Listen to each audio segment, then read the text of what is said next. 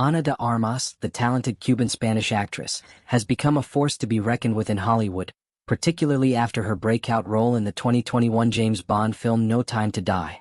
Playing the role of CIA agent Paloma, de Armas delivered a performance that captivated audiences worldwide. Now, following the success of her portrayal, she is using her platform to advocate for more Latinas to take on leading roles in action films. In a recent interview with Entertainment Weekly, de Armas reflected on her time working on the film, describing it as a dream come true for multiple reasons. "It was magical," she said, reminiscing about the camaraderie and the excitement of being part of the iconic Bond franchise.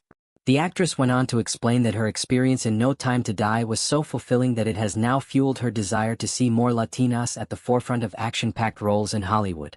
"Trust me, you don't want to mess with that," de Armas joked, emphasizing her passion for breaking barriers and creating opportunities for women of Latin descent in the genre.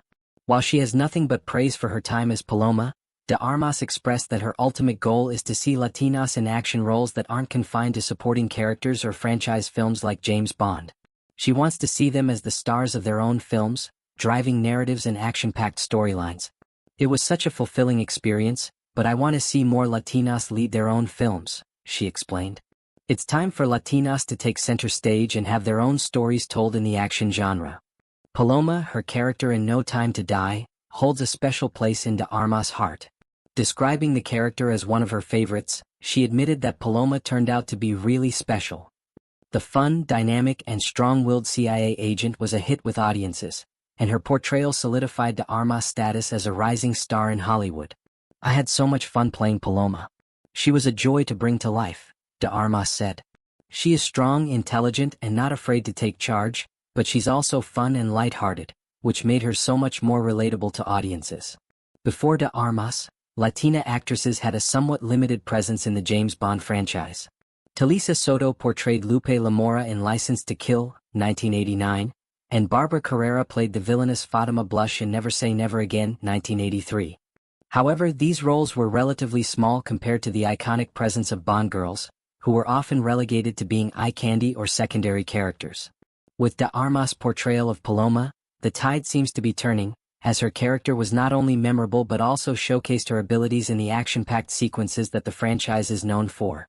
De Armas' success in the James Bond franchise is part of a larger movement to diversify Hollywood and bring more representation to the screen. She is not the only Latina actress to break barriers, but she is among the few to emerge as a leading figure in the action genre. By advocating for more Latinas to step into powerful roles, de Armas is not only elevating herself but also opening doors for future generations of actresses who will follow in her footsteps. The importance of diversity in film cannot be overstated, particularly in genres like action, where women and minorities have often been sidelined. With de Armas at the forefront, there is hope that we will see more Latina heroines who not only fight for their lives but also lead films that reflect the rich culture and resilience of Latin communities. Ana de Armas' message is clear. It's time for Latinas to be the stars of their own stories, and she's ready to pave the way for others to follow. Whether it's in action films or other genres, the world is now waiting for the next wave of Latina talent to take center stage and tell their own unique stories.